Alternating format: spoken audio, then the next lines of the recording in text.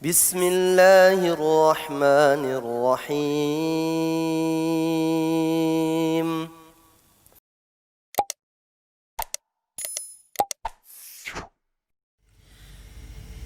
Bismillahirrahmanirrahim. Assalamualaikum warahmatullahi wabarakatuh. Innal hamdalillah nahmaduhu wa nasta'inuhu wa nastaghfiruh wa na'udzu billahi min shururi anfusina wa sayyiati a'malina. May yahdihillahu fala mudilla lahu wa may yudlil fala hadiya lahu. Asyhadu an la ilaha illallah wahdahu la syarika lahu wa asyhadu anna Muhammadan abduhu wa rasuluhu. Allahumma salli wa sallim ala Muhammad wa ala alihi wa ashabihi wa man tabi'ahum bi ihsanin ila yaumiddin. Alhamdulillah, ibu, para bunda yang dirahmati oleh Allah Subhanahu wa taala, kita bersyukur kepada Allah Subhanahu wa taala yang telah memberikan kepada kita kenikmatan yang begitu banyak. Namun nikmat yang paling menjadi sebuah keindahan hidup adalah diberikan kepada kita sebuah keimanan dan Islam, dan juga hadirnya buah hati yang mukmin dan kuat keimanannya pula.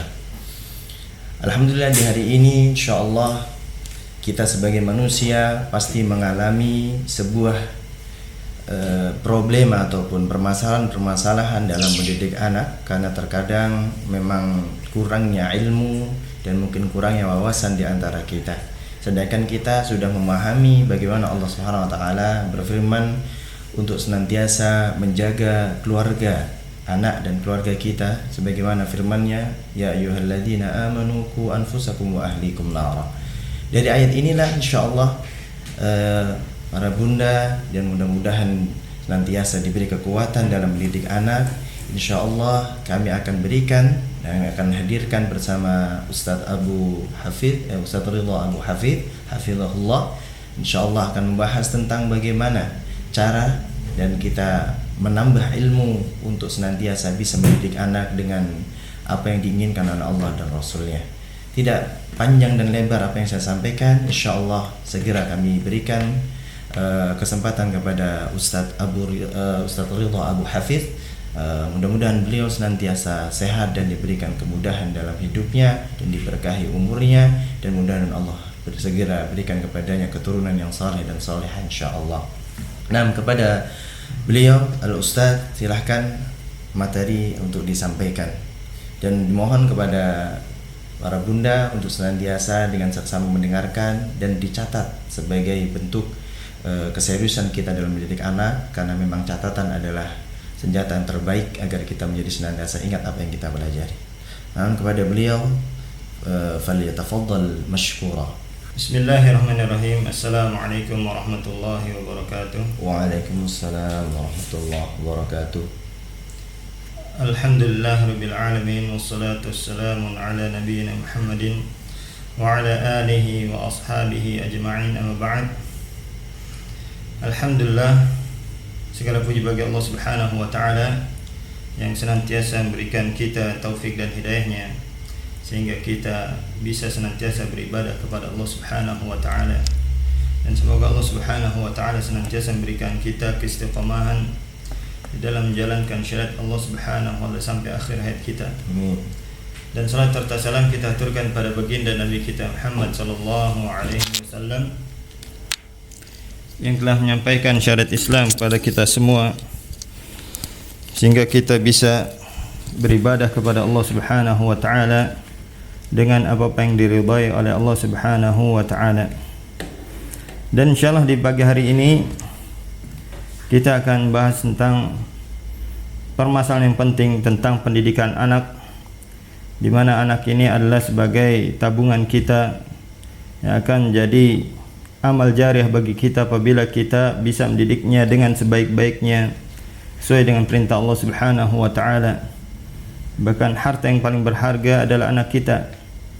Yaitu ketika kita meninggal, maka anak kita yang senantiasa mendoakan kita, mohonkan ampunan kepada Allah Subhanahu wa taala untuk dosa-dosa kita, maka hendaklah kita perhatikan dengan sebenar-benarnya pendidikan anak kita. Hendaklah kita mengarahkan anak kita kepada apa yang diridhai oleh Allah Subhanahu wa taala. dan tujuan pendidikan di dalam Islam yang perlu untuk kita ketahui. Tujuan pendidikan dalam Islam adalah untuk mewujudkan anak-anak yang saleh atau salehah, yang memiliki akidah yang benar dan bisa beribadah dengan benar, dan untuk memberikan kebaikan kepada anak dan menghindari dari segala keburukan. Dan ini yang penting untuk kita ketahui. Bahwasanya tujuan pendidikan dalam Islam adalah agar anak itu memiliki akidah yang benar, agar anak itu bisa beribadah kepada Allah Subhanahu wa taala dengan benar. Bukan cuma sekedar agar anak itu pintar, bisa kerja, bisa memiliki harta, memiliki gaji dan uang dan sebagainya. Karena itu bukan kebahagiaan. Ini harus diingat. Itu bukan kebahagiaan. Harta benda duniawiyah bukan kebahagiaan. Kebanyakan kita berpikir anak itu harus pintar, harus bisa kerja supaya sukses. Padahal kebahagiaan itu adalah apabila kita beriman bertakwa kepada Allah Subhanahu wa taala. Ya, Allah taala mengatakan dalam surat Yunus ayat 62 sampai 64, "Ala inna awliya Allahi la khaufun 'alaihim wa lahum yahzanun. Alladzina amanu wa kanu yattaqun. Lahumul busyra fil hayati dunya fil akhirah la tabdila li kalimatillahi dzalika wal fadlul azim." Ketahuilah bahwasanya wali-wali Allah tidak ada khawatiran atas mereka dan tidak pula mereka bersedih hati. Itu orang-orang beriman dan bertakwa kepada Allah Subhanahu wa taala. Dan bagi mereka kabar gembira, lahumul busyra fil hayati dunya, di kehidupan dunia dan juga kehidupan akhirat. Tidak ada perubahan dari janji-janji Allah, dan itulah kemenangan yang besar. Ini janji Allah Subhanahu wa taala kepada wali-walinya, kekasih-kekasihnya. Pertama, Allah hilangkan segala kekhawatiran, kesedihan mereka. Dan Allah berikan kabar gembira, kebahagiaan di dunia dan di akhirat. Makanya harus selalu kita ingat, apabila kita cinta kepada anak kita, kita sayang kepada anak kita, maka arahkanlah mereka kepada kebahagiaan yang hakiki dari Allah Subhanahu wa taala, yaitu beriman bertakwa kepada Allah Subhanahu wa taala, menjadi kekasih Allah Subhanahu wa taala, yaitu orang-orang yang beriman dan bertakwa kepada Allah Subhanahu wa taala. Maka ini tujuan pendidikan yang benar adalah agar menjadikan anak-anak kita menjadi anak yang saleh dan salehah, memiliki akidah yang benar dan bisa beribadah kepada Allah dengan benar, bisa menyempurnakan iman takwanya kepada Allah dengan benar. Maka apabila anak kita memiliki iman takwa yang benar, maka Allah Subhanahu wa taala pasti akan memberikannya kebahagiaan hidup di dunia dan di akhirat. Adapun kalau kita hanya memperhatikan masalah dunianya saja, maka tidak akan bahagia. Ya. Banyak dari kita mungkin memiliki harta tapi tidak bahagia apabila jauh dari Allah Subhanahu wa taala. Bahkan Allah Subhanahu wa taala memperingatkan dalam surat Thaha ayat 124, "Wa man a'rada 'an dzikri fa inna lahu ma'isyatan dhanka wa nahsyuruhu yaumal qiyamati a'ma." Barang siapa yang berpaling dari peringatanku, maka baginya kehidupan yang sempit, dan kami akan bangkitkan dia dalam keadaan buta.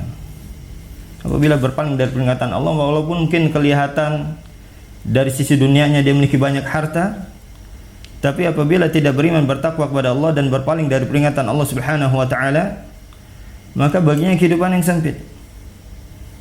Nah, ini harus selalu kita tanamkan, harus kita ketahui dalam pikiran kita. Kita arahkan anak-anak kita untuk supaya menjadi hamba-hamba Allah yang diridhai oleh Allah Subhanahu wa taala, agar bisa memiliki akidah yang benar dan juga bisa beribadah kepada Allah Subhanahu wa taala dengan benar, agar Allah ridha kepada mereka, kemudian Allah akan memberikan kebahagiaan kepada mereka. Ya, karena kebanyakan kita mengarahkan anak-anak kita ini hanya kepada dunia saja. Kalau misalnya anaknya kelihatan baik, wah ini kayaknya bagusnya jadi dokter, atau ini kayaknya bagusnya jadi insinyur, atau jadi pilot dan sebagainya. Tapi kalau anaknya udah bandel, nggak bisa diatur, udah tong masuk pesantren aja lu tong. Nah, ini kebanyakan pikiran kita gitu. Pesantren itu jalan terakhir. Kalau anak udah susah diatur, bandel, baru masukin pesantren. Kebanyakan kita seperti itu. Padahal kalau memang kita cinta kepada anak kita, arahkan mereka kepada akidah yang benar. Masukkan mereka kepada sekolah-sekolah Islam yang benar-benar memperhatikan pelajaran Islamnya.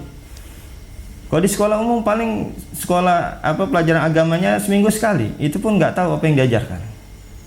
Tapi kalau di sekolah Islam, ya, terlebih sekolah yang benar-benar memperhatikan Al-Quran dan As-Sunnah, mengajarkan Al-Quran dan As-Sunnah, maka insya Allah benar-benar diperhatikan dari sisi adab, akhlaknya, akidahnya, ya, semuanya kita perhatikan agar anak-anak kita bisa menjadi anak yang saleh atau salihah, yang taat kepada Allah dan Rasulnya dan berbakti kepada kedua orang tuanya.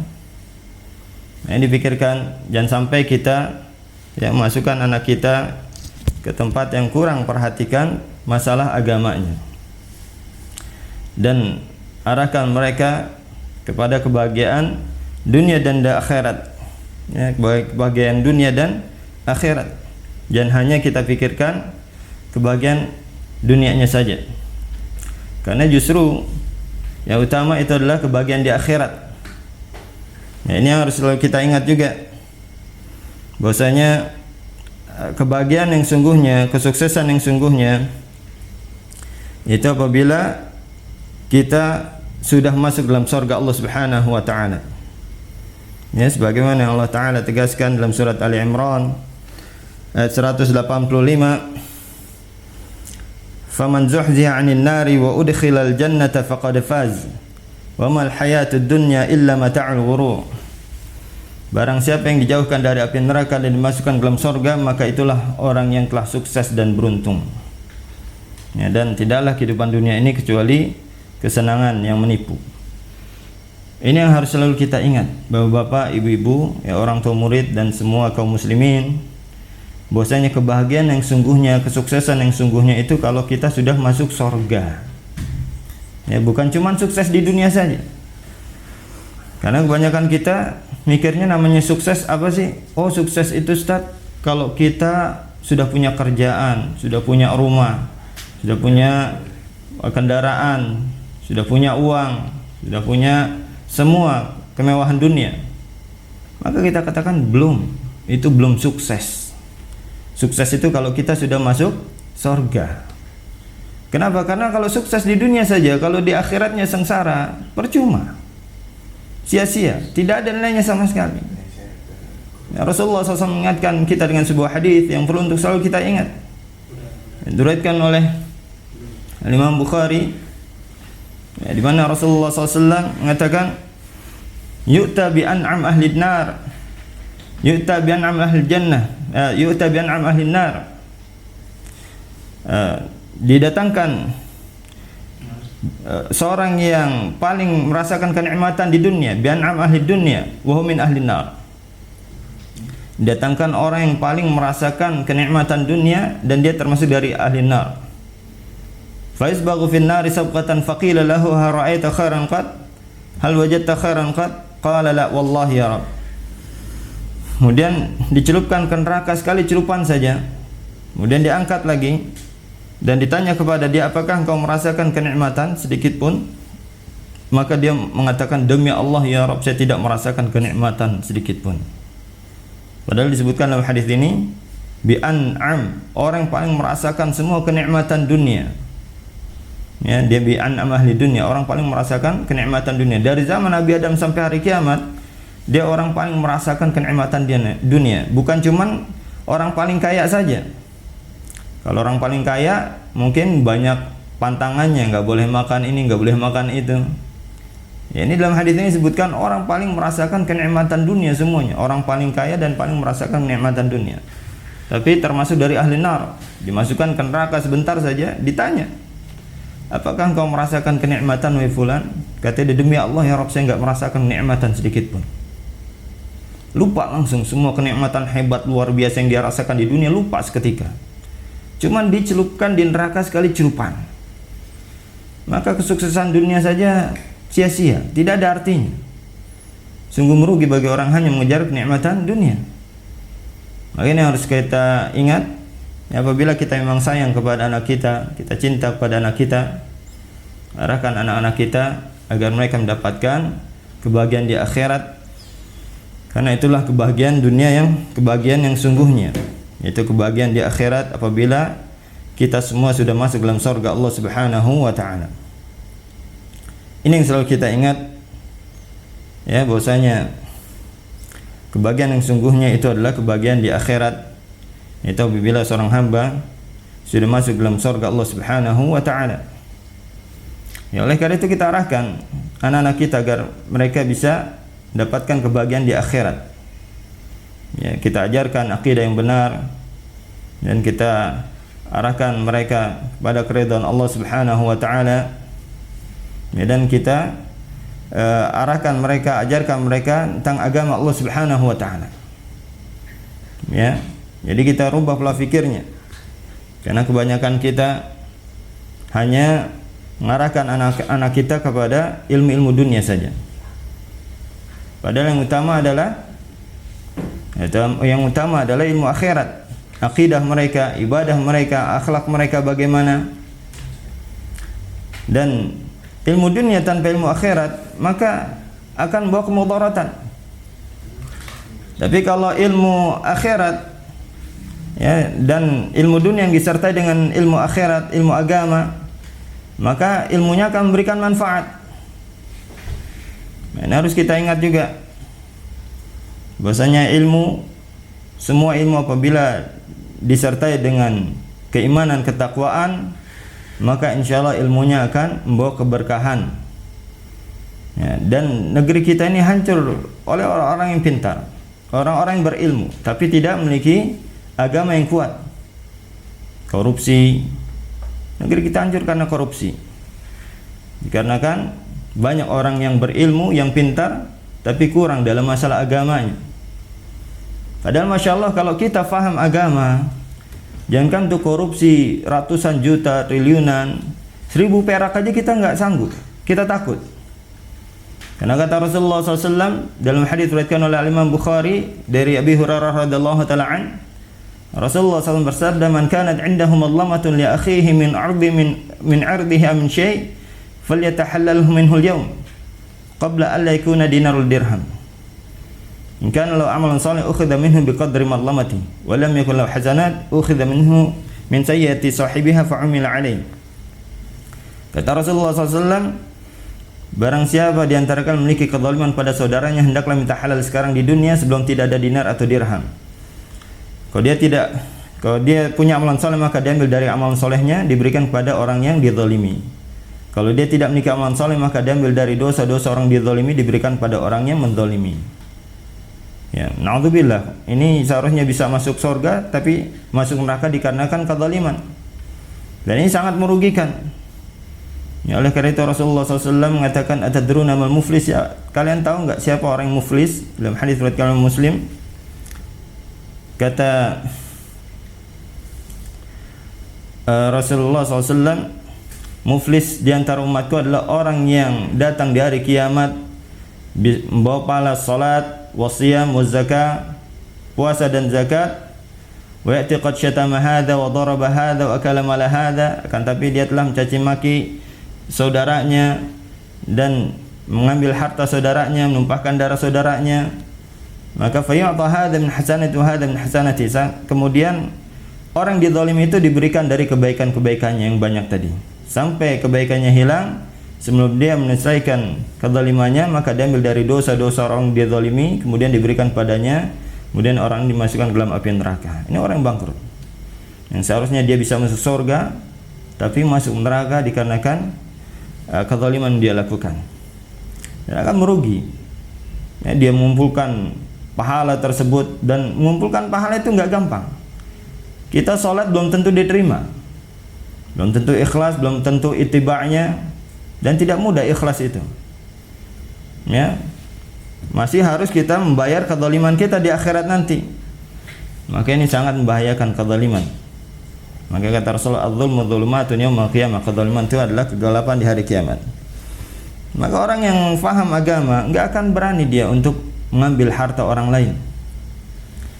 Karena konsekuensinya dia akan ditagih nanti di hari kiamat dan membayarnya dengan pahala dia. Dan taubatnya adalah dengan mengembalikan.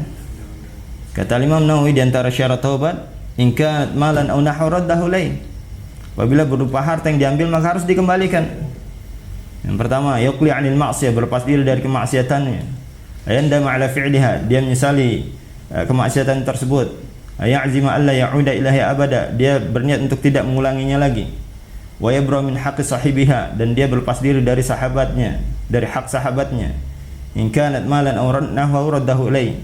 Kalau berupa harta yang diambil maka harus dikembalikan. Maka orang yang korupsi, taubatnya itu tidaklah diterima kecuali dengan mengembalikan harta yang dia ambil. Nggak bisa dia bersihkan hartanya, bangun masjid, bangun pondok pesantren, santuni anak miskin, fakir miskin. Nggak bisa, anak yatim semua nggak bisa. Kalau mau taubat, kembalikan uangnya. Kalau enggak, di akhirat ditagih. Dan itu akan ditagih, bayarnya dengan apa? Dengan pahalanya. Nggak ada dinar atau dirham lagi di sana itu. Dan pahala itu sangat kita butuhkan di sana. Sedikit aja, kita sangat membutuhkan pahala yang bisa menyelamatkan kita dari adab api neraka. Na'udzubillah. Ini diperhatikan, orang yang faham agama, masya Allah, dia akan berhati-hati terhadap hak saudaranya. Ya, bahkan masya Allah, ketika ikhwah sudah ngaji seperti ini, tahu hadis ini, dia ingat dulu waktu sekolah suka ngambil di kantin. Akhirnya dia balik ke kantin. Maaf Bu, saya dulu waktu sekolah di sini, ya saya dulu pernah ngambil di kantin. Nah, dia minta kembalikan supaya jangan sampai nanti ditagih di akhirat. Atau ada ikhwah juga, dia makan, ya, setelah selesai bayar dia mau pulang, dia ingat tadi kerupuk belum dihitung. Nah, ini kalau paham, masya Allah, kalau paham tentang agama luar biasa. Jangan kan mau korupsi ratusan juta, ya, untuk kerupuk aja kita nggak berani. Kalau paham agama, ini pentingnya kita. Pendidikan kita memfokuskan kepada agama. Anak-anak kita juga kita fokuskan pada agama. Bukan hanya pada dunia saja. Karena kehidupan sebenarnya kehidupan akhirat. Kalau kita hanya mengejar dunia saja, kata Rasulullah SAW, dunia sangat kecil. Perbandingannya dunia dengan akhirat seperti salah seorang di antara kalian mencelupkan jarinya ke lautan yang luas. Ya, hanya setetes air di ujung jaring celupkan ke lautan yang luas, itu dunia beserta dengan segala isinya dan kemewahannya. Ya, dibandingkan dengan akhirat, akhirat itu adalah lautan luas. Sebagaimana Rasulullah SAW tegaskan dalam hadits riwayat Muslim dari Musawrid bin Shaddad radhiyallahu taala an, di mana Rasulullah SAW mengatakan, "Man dunya fil akhirah illa mithlu ma yajlu ahadukum usbu'a fil yami falyanzur bima yarji'." Tidaklah dunia bila dibandingkan dengan akhirat kecuali seperti salah seorang di antara kalian yang mencelupkan jarinya ke lautan. Maka lihat itulah yang dia dapat. Jadi dunia beserta dengan segala isinya hanya setetes air di ujung jaring celupkan ke lautan yang luas. Maka jangan sampai kita hanya mengejar dunia tapi meninggalkan akhirat. Jangan sampai karena demi dunia yang hanya satu tetes air di ujung jaring celupkan ke lautan yang luas ini, kita mengorbankan akhirat kita. Ya, melakukan korupsi, dan yang menjadikan kita terancam untuk masuk ke dalam neraka, na'udzubillah, gara-gara dunia yang kecil ini. Ini harus selalu kita ingat. Apabila kita memang cinta kepada anak kita, kita sayang kepada anak kita, arahkan mereka untuk mendapatkan kebahagiaan di akhirat. Dan pastinya insyaallah Allah akan mudahkan seorang apabila dia senantiasa berusaha untuk menghambakan dirinya kepada Allah, untuk mendapatkan keridhaan Allah Subhanahu wa taala, maka Allah akan berikan kebahagiaan kepadanya, kebahagiaan hidup di dunia dan juga di akhirat. Ini harus selalu kita ingat. Dan apabila seorang itu hanya mengejar dunia, ini sangat membahayakan. Ya, kalau hanya mengejar dunia saja, dia akan menghalalkan segala cara dan dia akan melakukan apa saja walaupun perkara yang diharamkan. Kalau dia sudah teramat sangat cinta dunia, maka dia tidak memikirkan lagi apakah itu halal atau haram. Dan ini akan membahayakan kepada dia. Dia akan terancam mendapatkan adab Allah Subhanahu wa taala.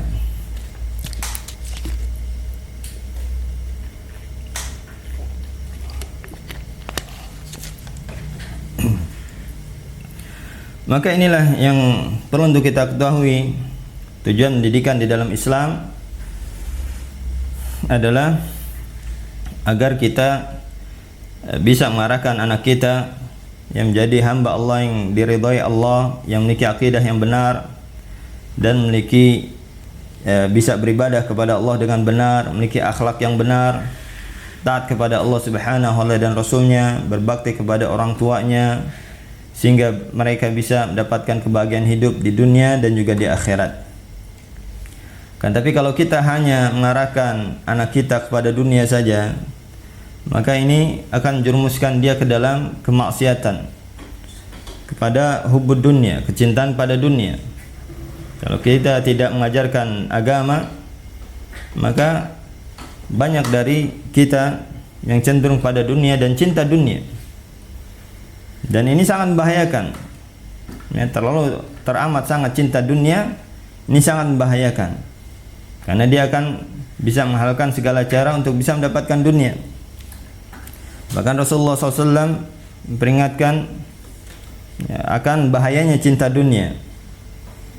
Dalam hadis riwayatkan oleh Imam Tirmidzi dari Ka'ab bin Malik radhiyallahu taala an, bahwasanya Rasulullah SAW bersabda, "Ma dhi'bani ja'i'ani ursila fi ghanamin bi afsada laha min hirsil mar'i 'ala al-mali wa syarfi lidinihi." Tidaklah dua serigala yang lapar yang dilepaskan di tengah kumpulan kambing tidaklah lebih merusak dibandingkan dengan sifat tamak manusia terhadap harta dan kedudukan yang sangat merusak terhadap agamanya.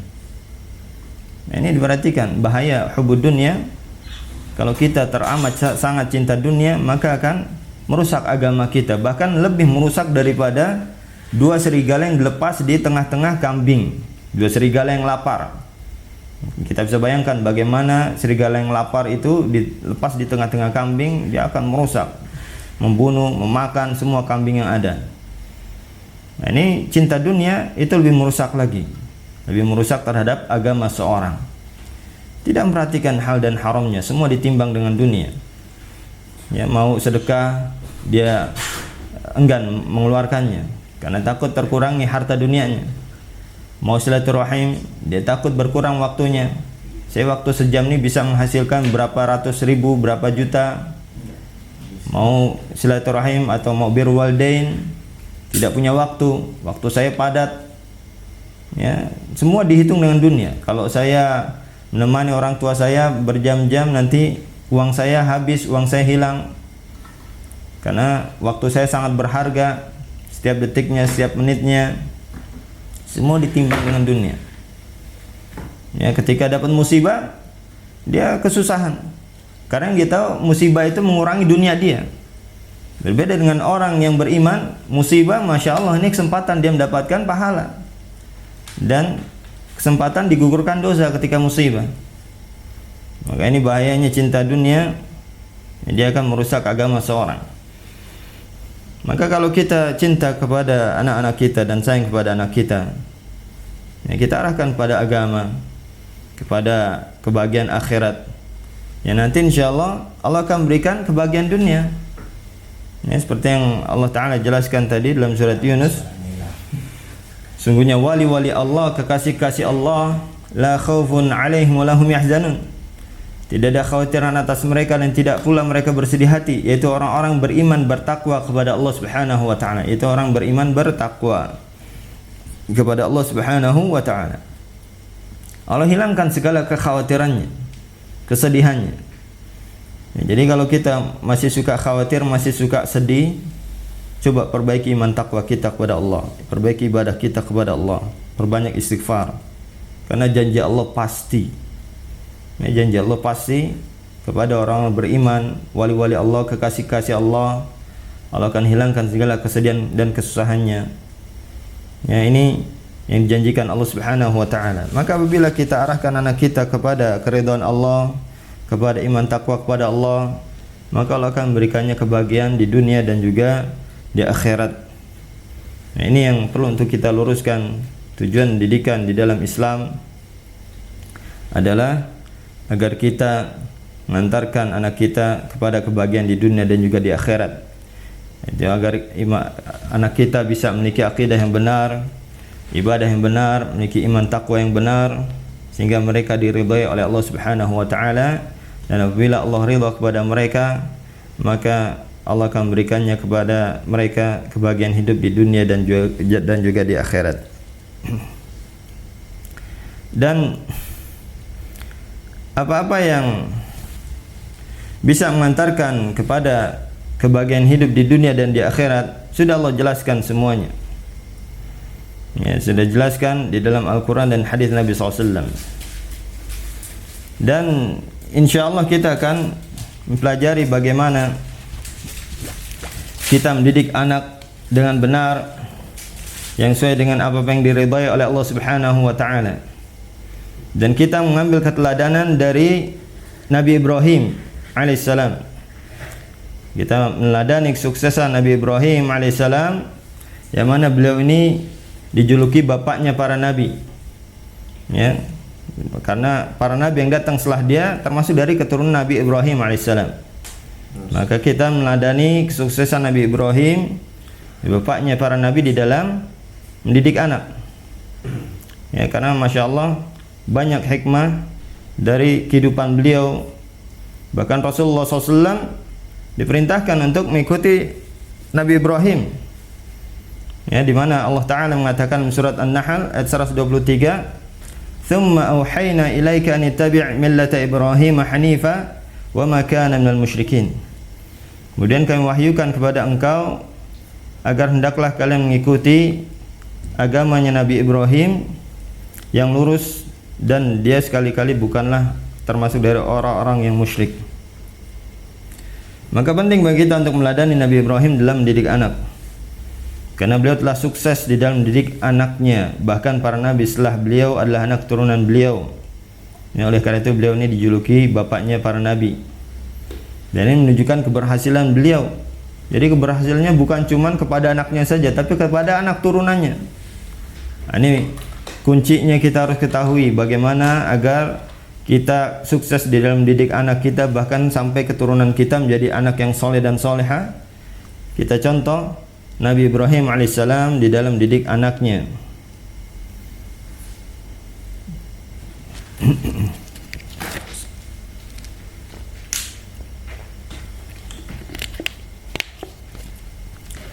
Ya, Allah Ta'ala mengatakan, wa wahabna lahu Ishaq wa Yaqub wa ja'alna fi dzurriyyati an-nubuwwata wal kitaba wa atainahu ajrahu fid dunya wa innahu fil akhirati laminas salihin. Dan kami berikan Ishaq dan Yaqub, dan kami jadikan pada anak turunannya nubuwah, pada anak turunan Ibrahim alaihissalam, dan kitab, dan kami berikan balasannya di dunia, dan sungguh di akhirat dia termasuk dari orang-orang yang saleh.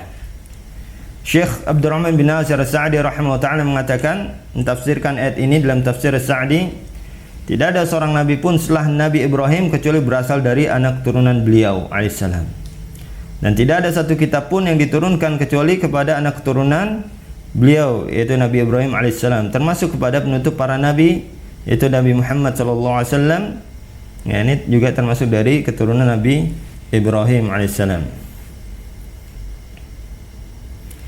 Maka dari sini menunjukkan pentingnya kita mempelajari bagaimana kehidupan Nabi Ibrahim di dalam mendidik anaknya, sehingga kita bisa mempraktekkan di dalam pendidikan anak-anak kita. Yang pertama, rahasia kesuksesan Nabi Ibrahim dalam mendidik anak adalah, pertama, Nabi Ibrahim banyak berdoa kepada Allah Subhanahu wa taala. Nah, ini perlu diperhatikan, karena masya Allah dengan doa itulah Allah Subhanahu wa taala akan memberikan taufik hidayah kepada anak kita dan menjadikan anak-anak kita menjadi anak yang soleh dan soleha. Nabi Ibrahim banyak berdoa kepada Allah Ta'ala agar diberikan anak yang soleh, dan berdoa agar anak keturunannya menjadi anak yang soleh. Nah, di antaranya Nabi Ibrahim berdoa, Rabbi habali minas salihin fabasyarnahu bighulamin halim. Ya Rabb, berikanlah aku dari keturunan yang soleh. Ya, alhamdulillahilladzi wahaba li 'alal kibari Ismail wa Ishaq. Inna rabbi la sami'ud du'a. Dalam surat Ibrahim ayat 39, ya, Nabi Ibrahim juga mengatakan, segala puji bagi Allah yang telah memberikanku di masa tuaku, memberikan Ismail dan Ishaq. Sungguhnya Rabbku maha mendengar doa, maha mendengar doa. Ya, ini Yang dilakukan Nabi Ibrahim adalah senantiasa berdoa kepada Allah Subhanahu wa taala. Maka kita mencontoh Nabi Ibrahim. Kita tidak jemu dalam berdoa. Ya, kita senantiasa berdoa kepada Allah Subhanahu wa taala agar menjadikan anak kita menjadi anak yang soleh dan soleha.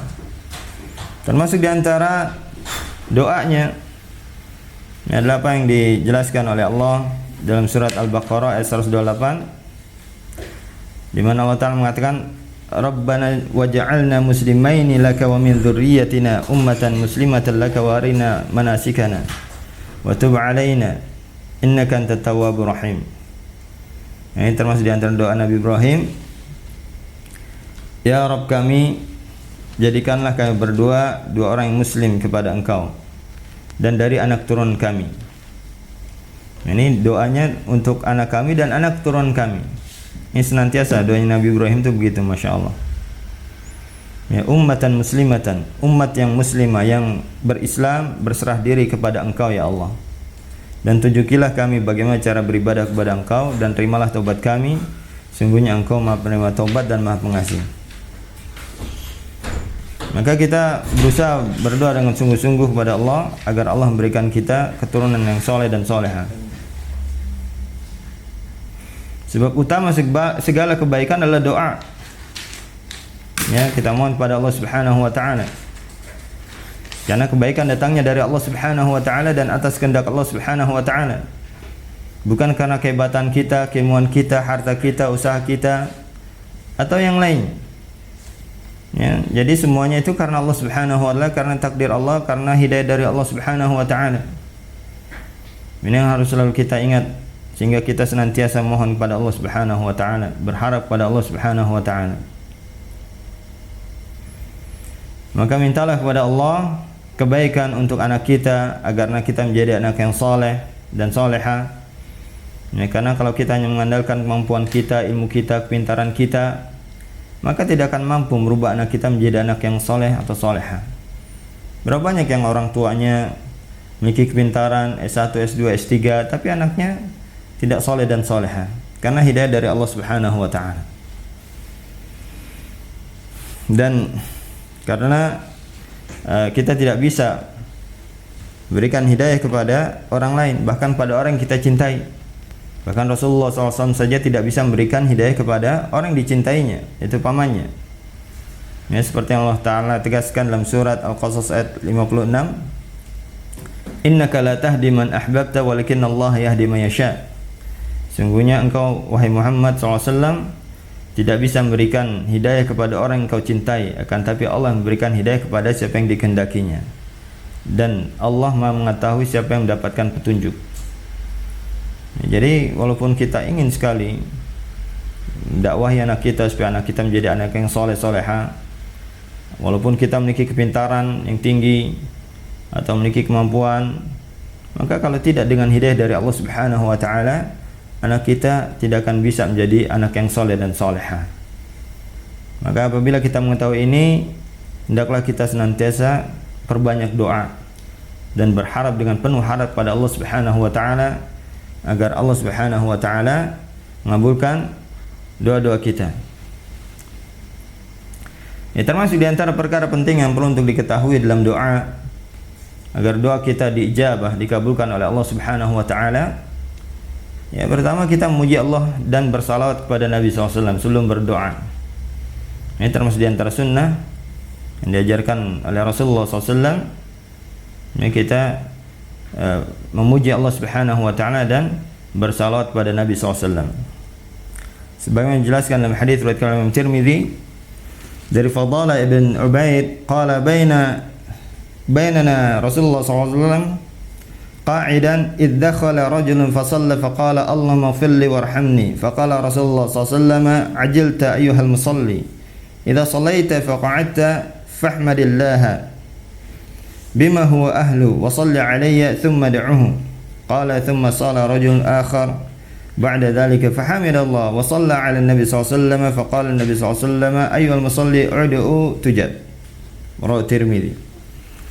Ketika kami bersama dengan Rasulullah SAW, maka masuklah seorang ke dalam masjid dan dia sholat, kemudian berdoa, Ya Allah ampunilah aku dan rahmatilah aku. Maka kata Rasulullah SAW, engkau terlalu terburu-buru wahai orang yang salat. Dan apabila kamu salat, maka pujilah Allah. Ya, sebelum berdoa memuji Allah. Alhamdulillah. Kemudian bersalawat kepada Nabi SAW. Wassalatu wassalamun ala Nabi SAW.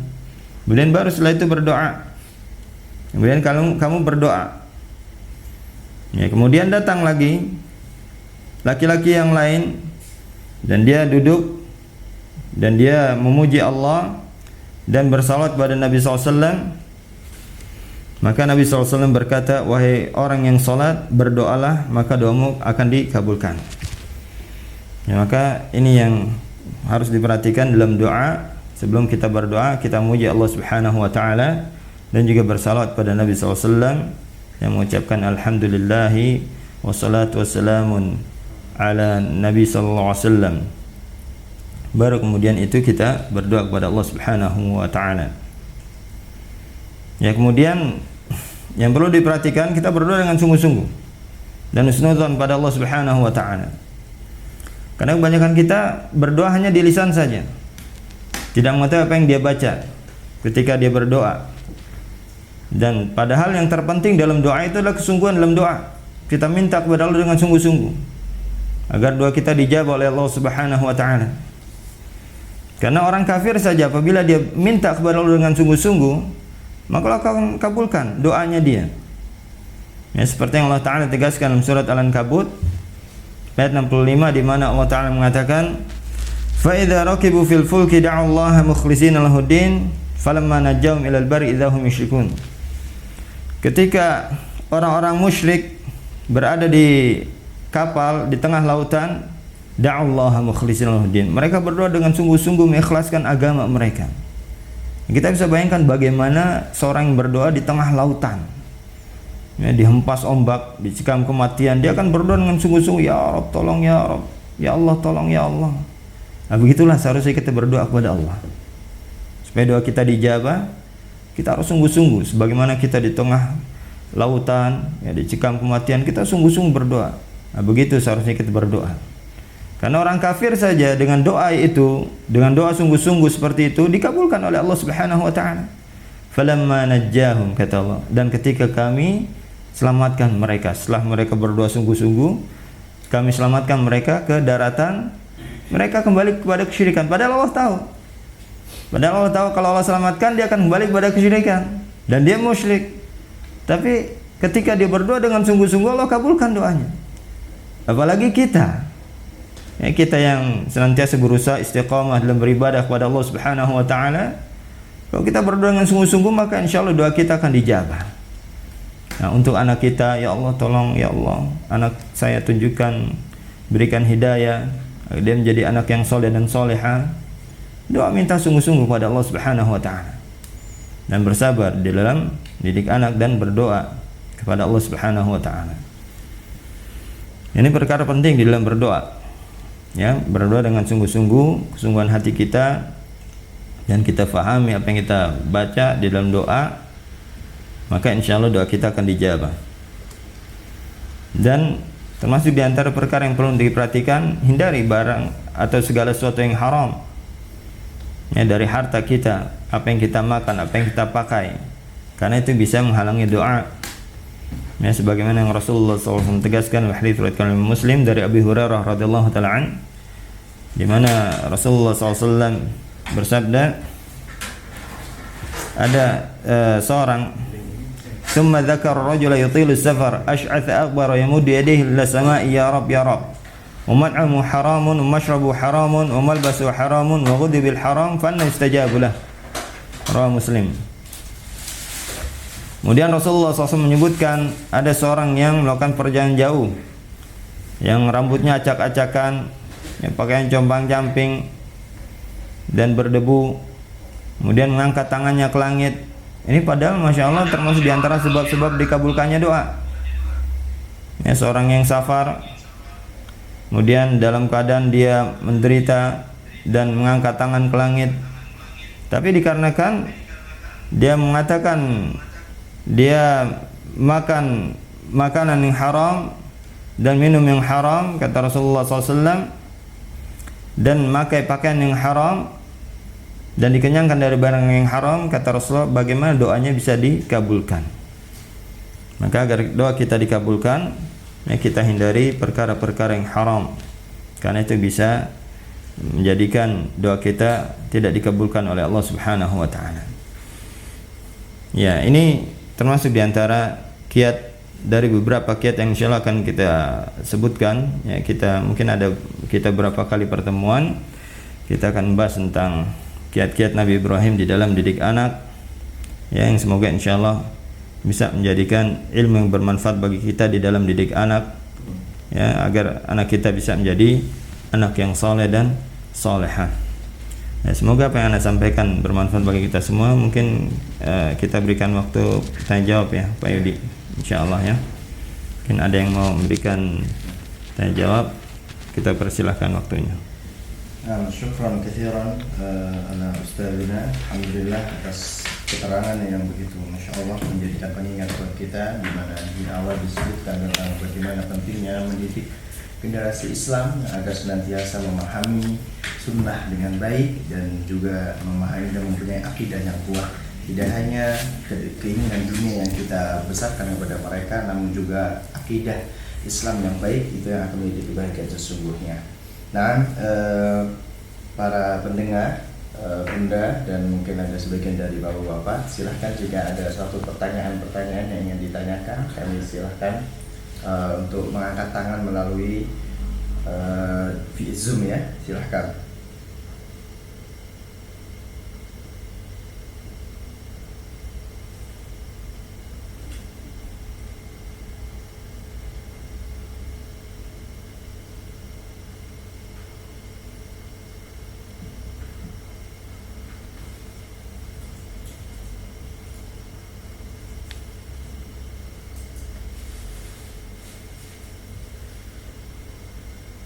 Sebelum kita nanya dulu aja ini, Ustaz Afan, sebelum mungkin ada pertanyaan, saya ingin sedikit memberikan pertanyaan untuk masalah di mana kebanyakan dari ummahat tentunya, karena memang yang banyak cerita adalah tentang kenakalan anaknya. Tapi saya selalu katakan kadang sebenarnya bukan nakal, tapi Allah berikan kepada mereka, ya, agar melatih kita dalam kesabaran. Pertama, ada di mana orang tua ini terkadang suka tidak yakin, Ustaz, dengan apa yang telah Allah berikan kepada kemampuan kepada mereka, karena sebagaimana pemahaman yang saya pahami, sebenarnya ketika Allah sudah berikan ujian kepadanya anak, artinya diberikan kepada beberapa anak, tentunya Allah pasti akan berikan kemampuan juga untuk itu.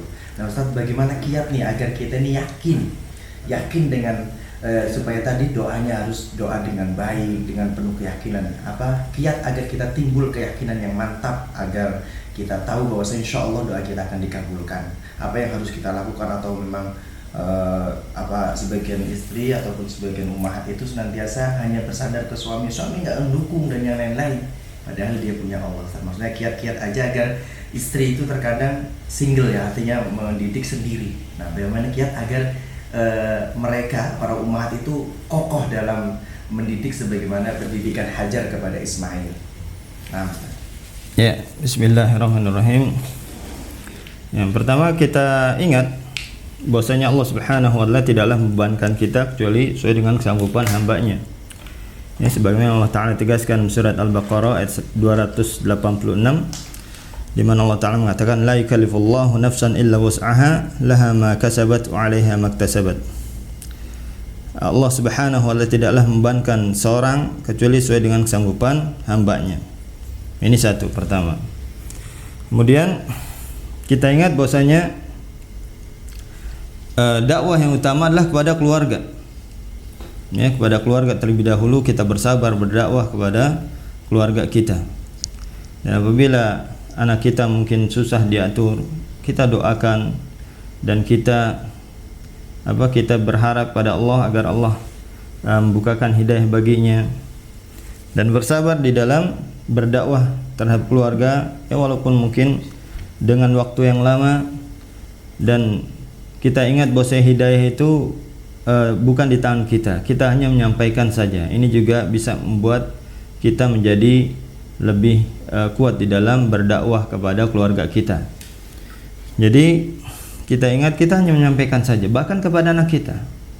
Bahkan kalau anak kita itu tetap bandel, kita insya Allah nggak dapat dosanya kalau kita terus menyampaikan. Sampai kapan? Sampai Allah misahkan kita dengan kematian. Karena tugas orang tua itu mendakwahi anaknya itu terus sampai meninggal. Ya, karena kewajiban orang tua itu mendakwahi anaknya sampai kapanpun. Ya, bahkan Nabi Nuh alaihissalam, ya, dia mendakwahi anaknya selama 950 tahun dan terus mendakwahinya, dan mengatakan dalam surat Hud, ya bunayya arkam ma'ana wa la takum ma'al kafirin. Qala sa'awi ilal jabal ya'simuni minal ma'. Qala la 'asimal yawma min amrillahi illa man rahim. Ya, wa hala bainahuma al-mawj fa kana minal mughraqin.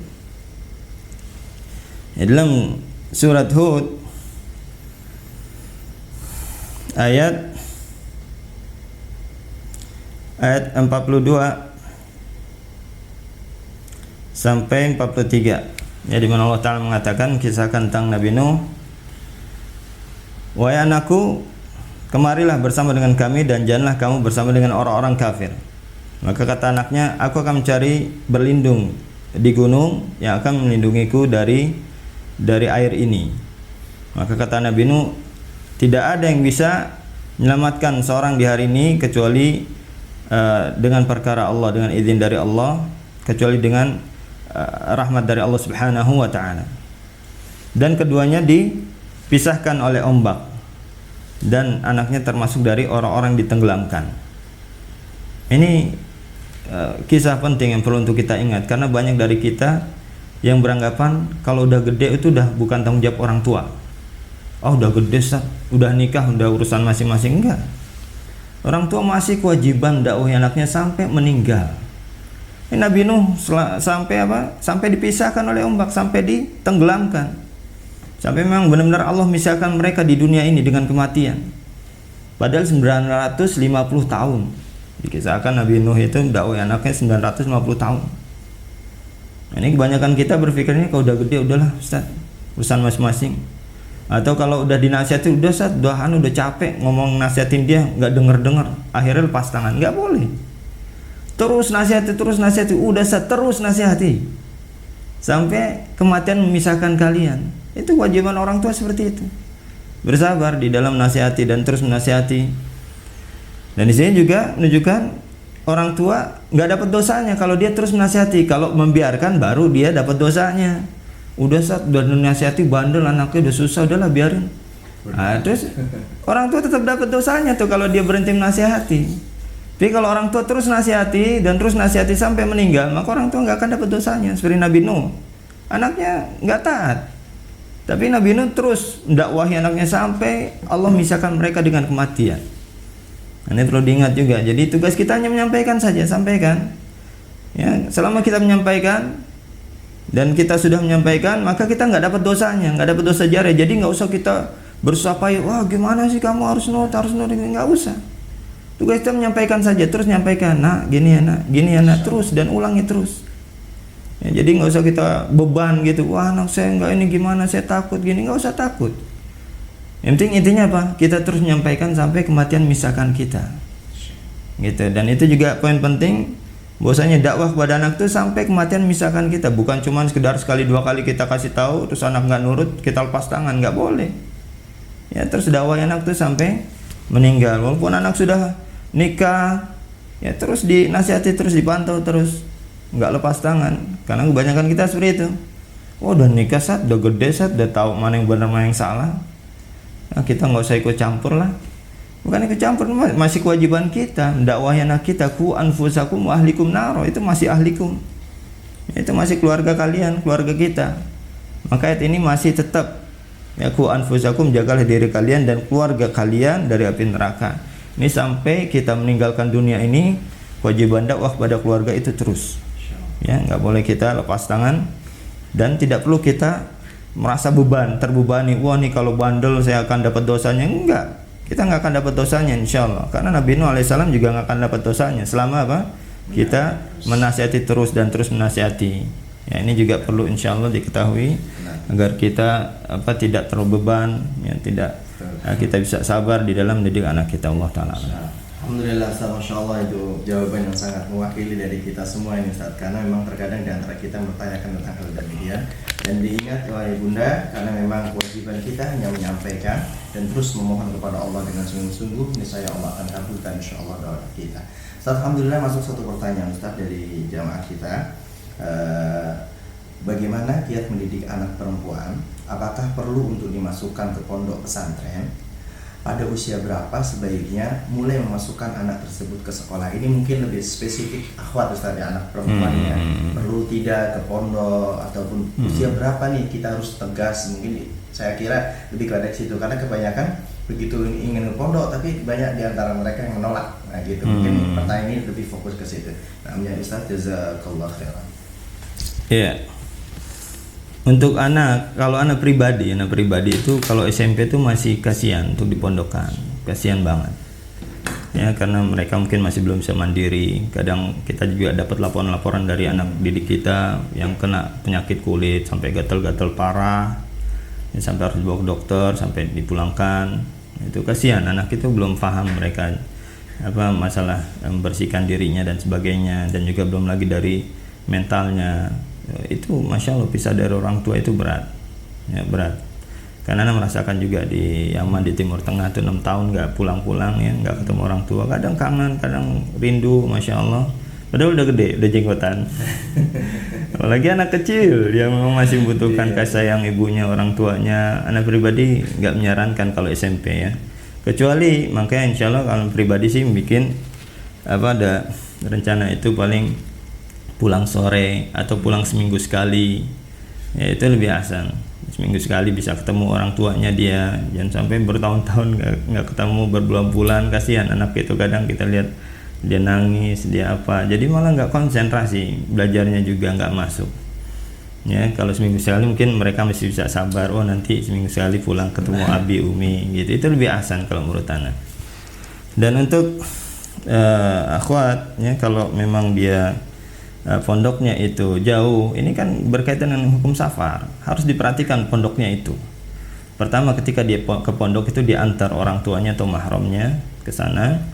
Kemudian ketika di sana itu akhwat itu tidak keluar-keluar. Ini pondok akhwat yang sunnah, yang syar'i, itu tidak membolehkan akhwat itu keluar-keluar belanja, beli makanan, beli peralatan, itu diantar di pondok, titip kepada orang yang keluar, atau disediakan koperasi di pondok, ya, buat belanja kebutuhan sehari-hari. Jadi akhwat tuh nggak keluar pondok, karena kalau keluar pondok dia posisinya safar. Nih kalau yang safar, ya, yang dia pondoknya jauh, maka ini perlu diperhatikan juga, ya, pondok-pondok akhwat, ya, sebagian tidak memperhatikan masalah itu, dan ini sudah dibahas oleh guru kami Syekhuna Yahya bin Al-Hajuri, pernah diangkat juga masalah pondok akhwat ini, dan beliau memberikan syarat-syarat seperti itu.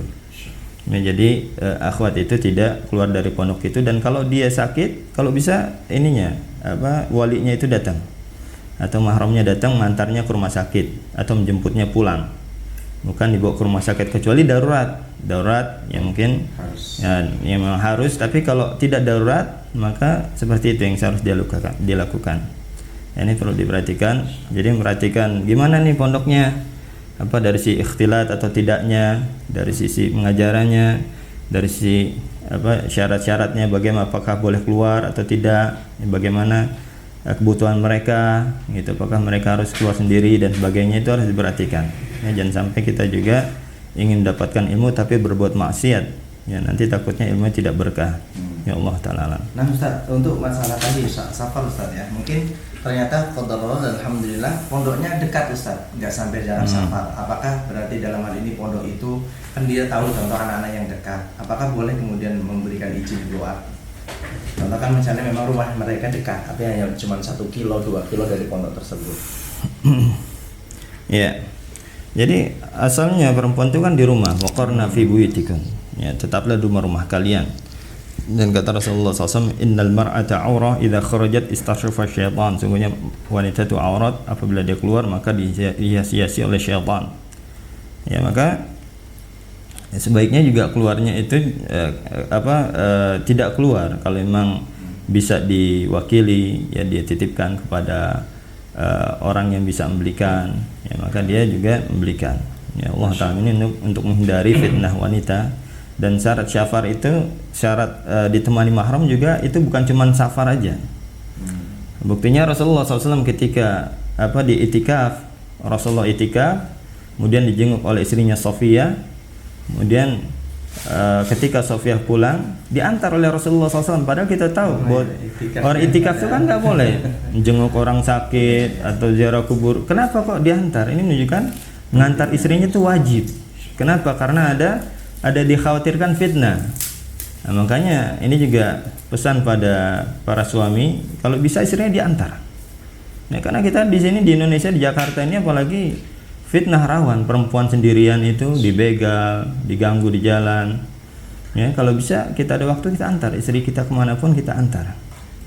Nah, ini supaya berkah lagi. Dan beda kalau misalnya ada perempuan jalan, itu pandangan laki-laki apalagi di Indonesia ini udah tertuju pada wanita itu. Tapi kalau pas dilihat ada suaminya, ada suaminya. Nah, minimal itu mengurangi fitnah wanita. Ya, itu Masya Allah. Ya, kalau bisa memang kita antar istri kita ke pasar, kemana itu kalau memang ada waktu, maka sebaiknya diantar walaupun tidak safar. Allah Ta'ala. Nah, Masya Allah, syukran Ustaz, Masya Allah, jawaban yang sangat menenangkan bagi kita semua. Dan ibu mudah-mudahan dapat mengambil pelajaran dari apa yang diberikan oleh Ustaz Ridho Al-Hafidh. Nah Ustaz, satu pertanyaan lagi masuk. Ustaz bisa bertanya bagaimana cara mengatasi anak yang sedang futur. Jadi sebenarnya bukan anak doang Ustaz ya, orang tua yang futur sebenarnya. Ini yang bertanya mungkin sedang futur juga. Ya. Kemudian yang mana belajar di sekolah sudah pasti beda dengan belajar di ma'had. Ya, qadarullah karena pandemi, ya anak belum bisa kembali ke ma'had alias belajar di sekolah, artinya dia belajar di rumah, sehingga mungkin sebenarnya yang kesulitan adalah orang tuanya pula. Nah silakan Ustaz, gimana caranya supaya menghindar dari futur Ustaz? Iya, ini ya, mencegah anak futur itu juga yang utama juga mencegah orang tuanya futur dulu.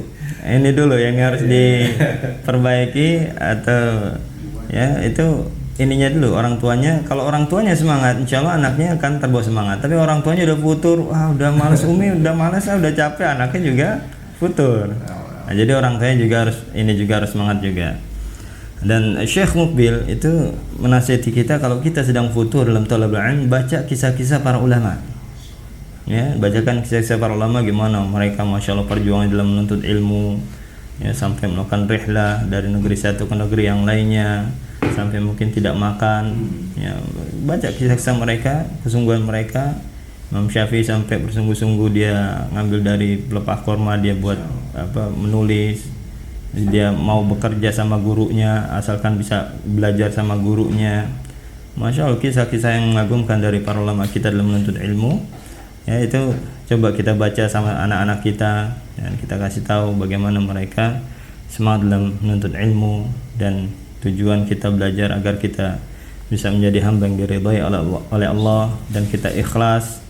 Ya, kita ikhlaskan, kita belajar agar kita bisa memahami apa yang Allah inginkan dari kita, karena Allah yang menciptakan kita, Allah memberikan rezeki kepada kita, dan Allah memerintahkan kita untuk mempelajari agama Allah, untuk menuntut ilmu. Maka kita ikhlas di dalam belajar mempelajari agama Allah agar kita bisa faham apa yang Allah inginkan dari kita, agar kita bisa faham bagaimana kita beribadah kepada Allah Subhanahu wa taala.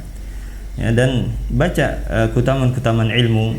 Ya, ilmu dapat mengantarkan ke dalam surga, ya, dan juga termasuk diantara warisan para nabi, ya, yang mana ilmu ini berarti menunjukkan ilmu lebih baik daripada harta, karena para nabi tidaklah mewariskan dinar atau dirham, walakin warathal ilm, mereka mewariskan ilmu. Ya, maka ini menunjukkan bahwasanya ilmu itu lebih baik, ya, daripada harta, ya, dan bisa mengantarkan pada surga.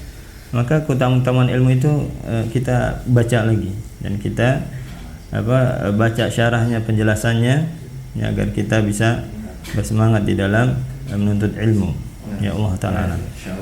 Alhamdulillah. Nah, barakallahu fiik Ustaz, Masya Allah.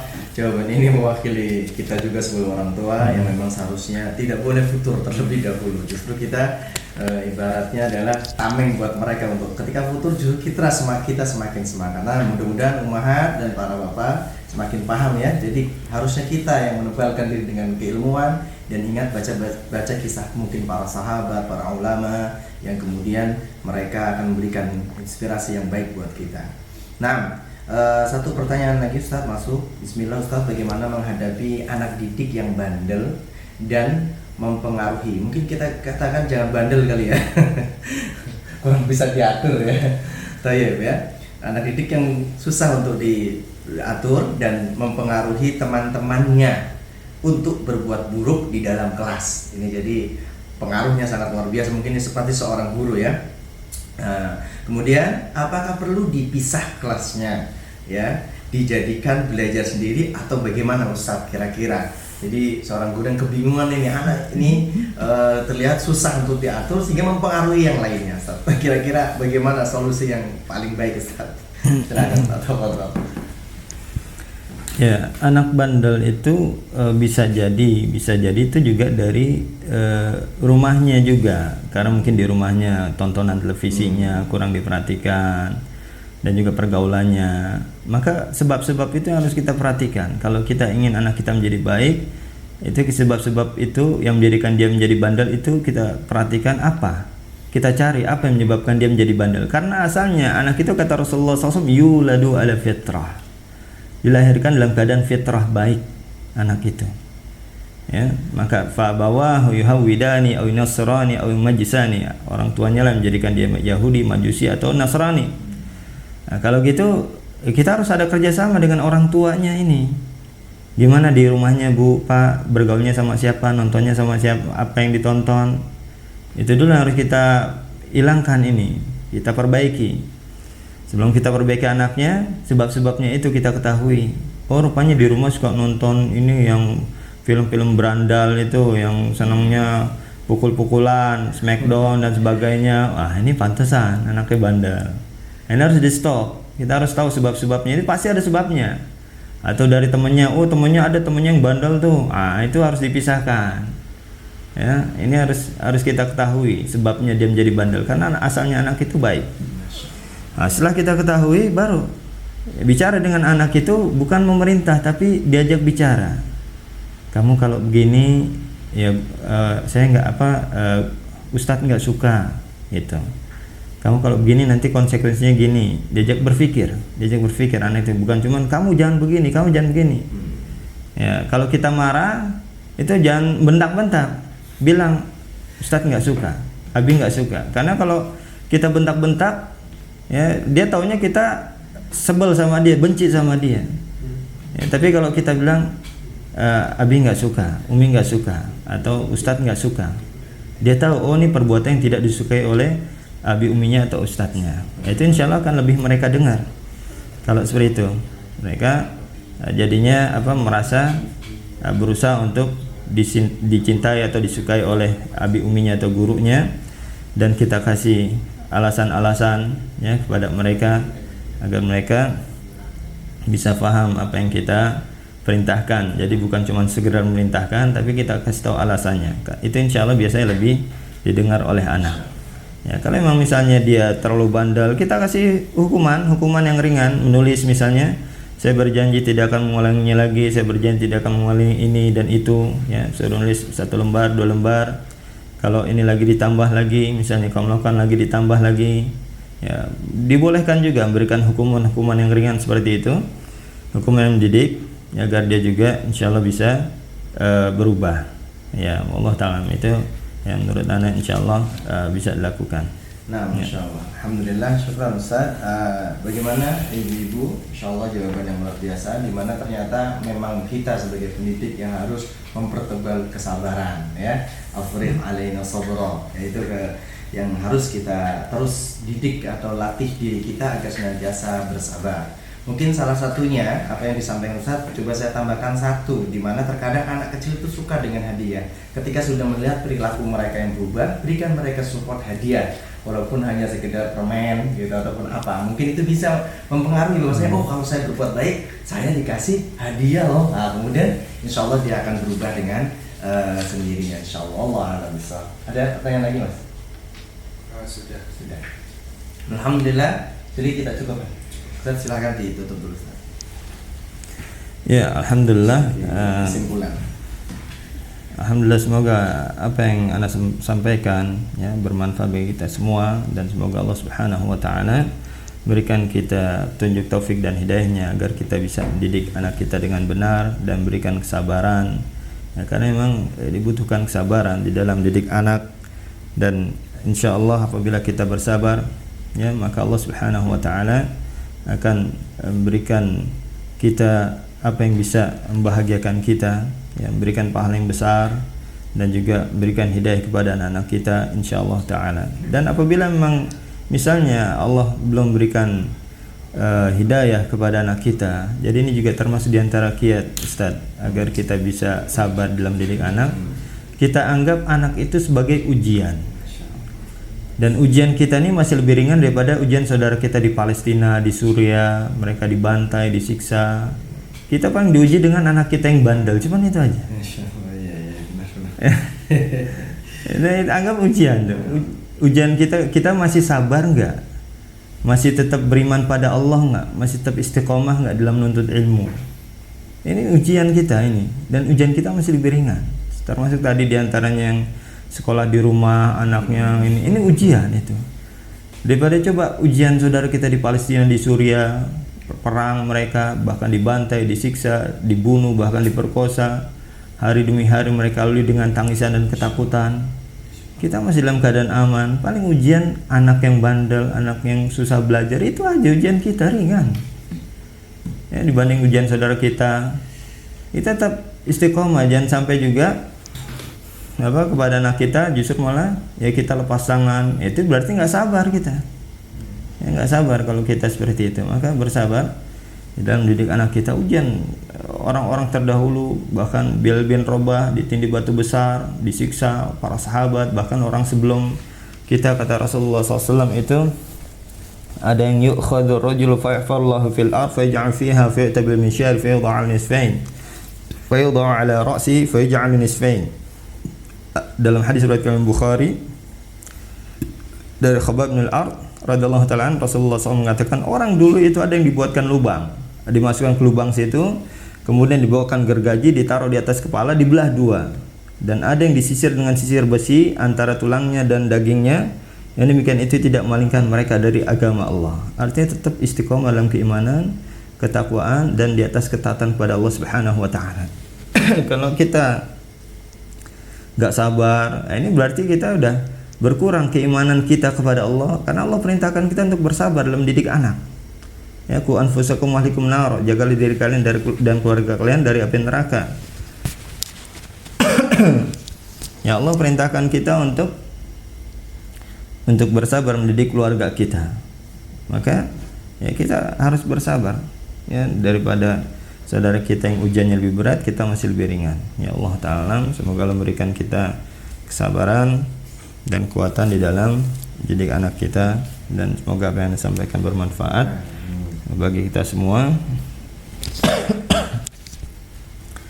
Dan kita tutup dengan doa kafaratul majlis. Subhanakallahumma hamdik, asyhadu an la ilaha illa anta, astaghfiruka wa atubu ilaik. Wassalamualaikum warahmatullahi wabarakatuh.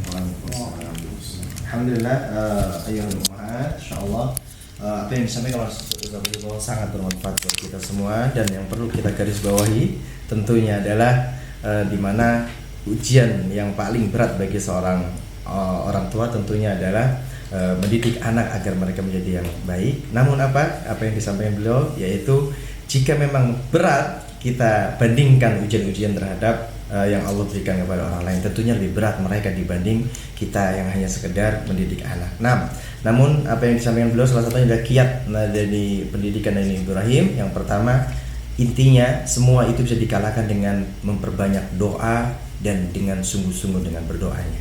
Nah, mudah-mudahan hari ini menjadi hari yang paling baik dari hari-hari yang lain dan terus bertambahnya keimanan kita, dan mudah-mudahan ibu dan bapak diberikan kesabaran agar bisa mendidik anak ataupun bahkan cucunya ya, agar menjadi anak-anak yang soleh dan soleha, dan mudah-mudahan apa yang disampaikan Ustaz Ridho Allah berikan manfaat yang besar dari ilmunya, Allah jaga beliau, Allah berikan keturunan-keturunan yang saleh dan soleha, dan mudah-mudahan Allah jaga bapak ibunya agar senantiasa bisa mendoakan beliau selalu insyaallah. Dan kami ucapkan jazakumullah khairan atas kesediaan dan keseriusan dalam mendengar, mudah-mudahan menjadi kebaikan kita semua.